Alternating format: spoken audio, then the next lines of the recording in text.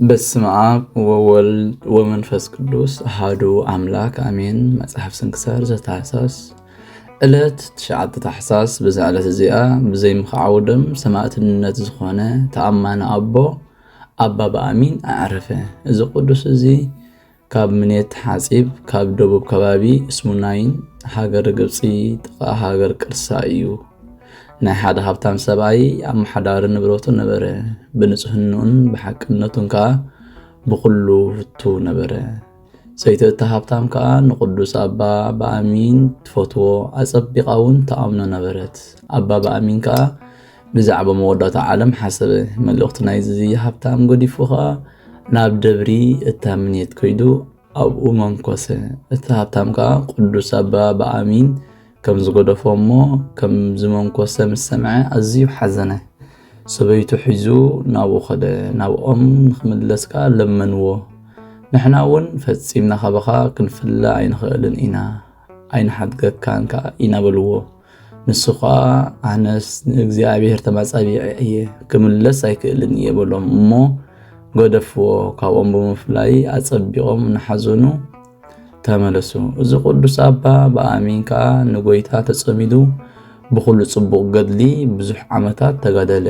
እዚ እውን ኣይኣኸሎን። እንታይ ደኣ ምእንቲ ጎይታና ኢየሱስ ክርስቶስ ምስጋና ንዑ ይኹን። ብሰማዕትነት ክቕበል ደሙ ክኽዑ ደለየ። ናብ ሃገረ እንዴናው ከይዱ ንብዙሓት ህዝበ ክርስቲያን ክኹንንዎም ከለዉ ረኸቦም። ንሱ እውን ብጎይታና ብኢየሱስ ክርስቶስ ምስጋና ንዑ ይኹን ተኣመነ።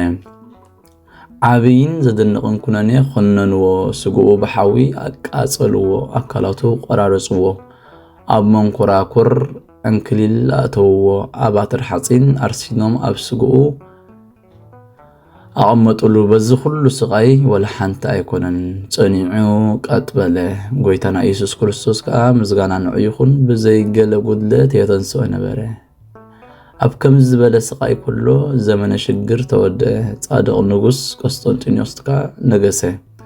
እቶም ብዛዕባ ስም ክርስትና ዝተኣሰሩ ኩሎም እሱራት ፈትሕዎም ኢሉ ኣዘዘ። ንኩሎም ቅዱሳን ፈትሕዎም። ነፍሲ ወከፎም ከዓ ነናቦቶኦም ከዱ። ቅዱስ ኣባ በኣሚን ከዓ ናብ ደብሪ እቲ መእተዊ ሃገር እስሙናይን ከደ። እግዚኣብሔር ከዓ ዓብይ ጸጋ ፈውሲ ሃቦ። ንኩሎም ሕሙማት ድማ ዘሕውዮም ኮነ። ዜንኡ ከዓ ኣብ ኩሉ ዓድታት ተሰምዐ። ንንግስቲ ሰይቲ ንጉስ ሮም ኣዝዩ ዓብይ ሕማም ረኸባ።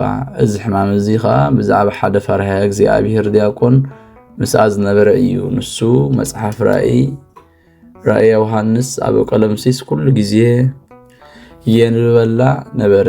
ሓደ ካብቶም ኣመሓደርቲ ቤተ ንጉስ ከዓ ቀኒኡ ናብ ንጉስ ከይዱ ኦ ጎይታይ ዲያቆን ዮሃንስ ምስ እመቤተይ ንግስቲ ሰበይትኻ ከም ዝድቅስ ፍለጥ። ንሱ ብምንባብ መጽሓፍ ራእየ ዮሃንስ ኢሉ ኩሉ ግዜ መኽና ኣሎ።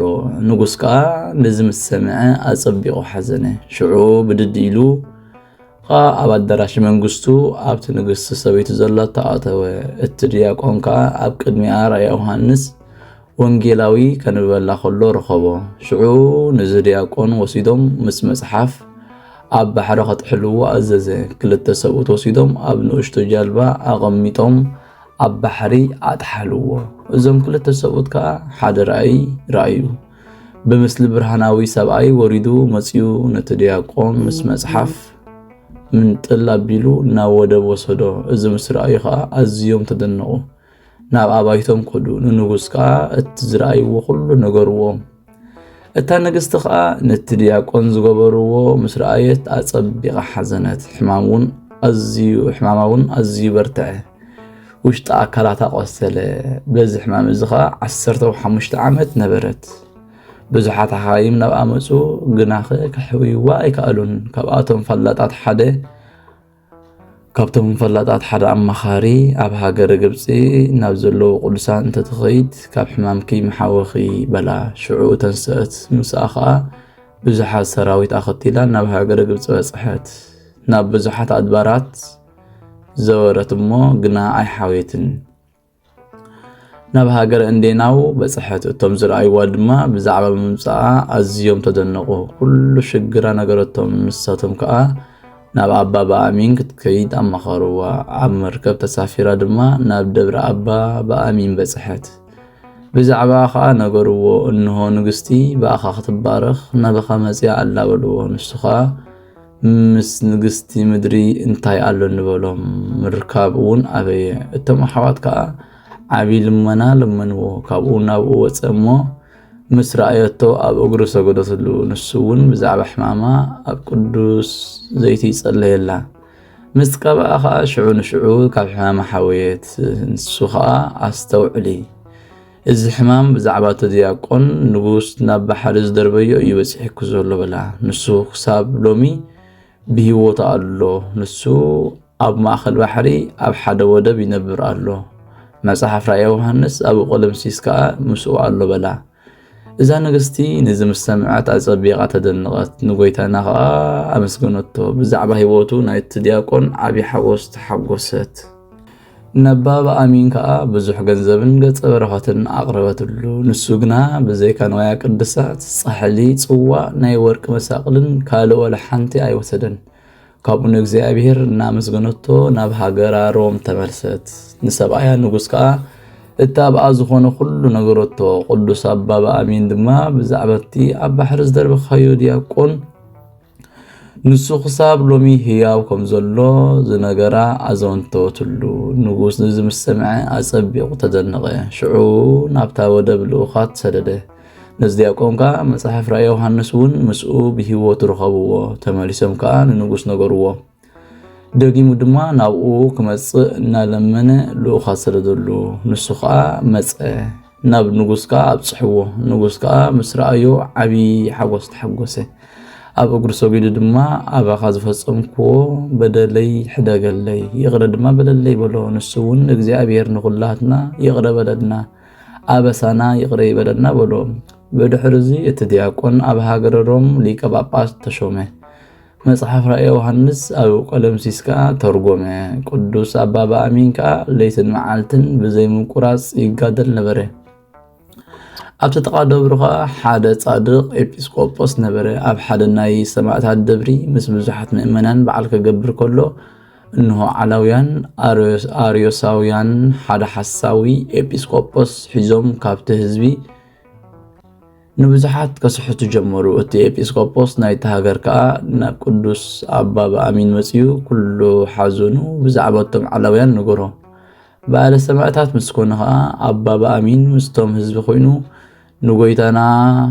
ንጎይታና ምኽሪ ናይዞም ዓላውያን ክብትን ብልማኖን ብስግደትን ጸለየ ካብኡ ቢዱ በትሪ ሆሳዕና ወሰደ ነቶም ምስኡ ዘለዉ እውን ከምቲ ናቱ ሓደ በትሪ በእዳዎም ሓዙ ናብቲ ዓለውቲ አርዮሳውያን ከድሞ ሰጎግዎም ምስጉን ዝኾነ እግዚአብሔር ከዓ ንምኽሮም በተነ ካብዚ ንድሓር ኣይተመለሱን ብድሕሪ እዚ ኣባ በኣሚን ዓበየ ሽምግልና እውን ናይ ሞት ሕማም ከዓ ሓመመ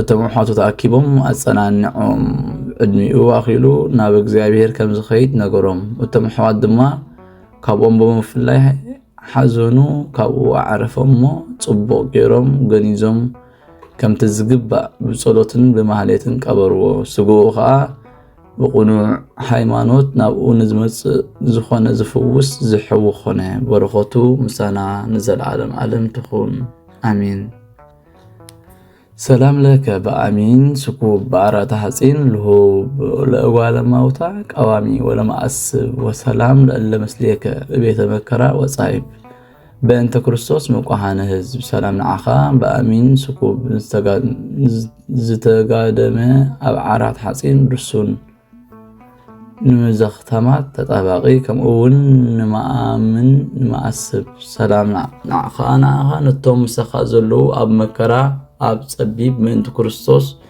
እሱራት ዘቕርብኮ ማህሌት ኣዘኻኺረ ኣኢላፍ ካብቶም ኣዘውቲሮም ዘገልግሉኻ ኩሉ ግዜ ብዘይ ምዕራፍ እንደኸንብብ ተቐበል ናይ ደኽነተይ መጽሓፍ ዝገበርካ ጎይታ ናይታ መበለት ምባእ ውኩፍ ካብ ዘእትዎ ሃብተማት ናይ ሃብቶም ተረፍ ቅዱሳን ነቢያት ሐዋርያትን ሰባኽያን ሰማዕታት ብጻድቃን ደናግልካ መነኮሳት ሄራን ባርኾት ባርኾ ማሕበር ቅዱስ ቤተ ክርስቲያን ካብ ዝዓበየ ሽማግለ ክሳብ ዝናእሰ ህፃን ንዝፀሓፎ ብመጽሓፍ ንዘፀሓፎም ብምድራስ نزنببون نسترجمه بلسان حديث نقالون سمع بإذن منفس بصلاة دي مريم عراقي كاب كل مباس أحبيري مهرنا يسوع كريستوس سلام نعخاتكم ساعات كان مستمعيت زعرفكم يخم بزالم علات نعلم زسنفكم يخم نسخاتكم بكل تعكس تعبكم فتاري لمنو بكل ساعات بزي كان السحان عانا خي وزدنا موت سلام نعخاتكم نيزي على تزيازات أم كلكم صوتنا نستن بأسماتكم كل سان سماعين مدرن محور سلاسي نسخهم أنت مريم أدي زكرنا بصلاتكم نخد حلونا تمايزكنا لنا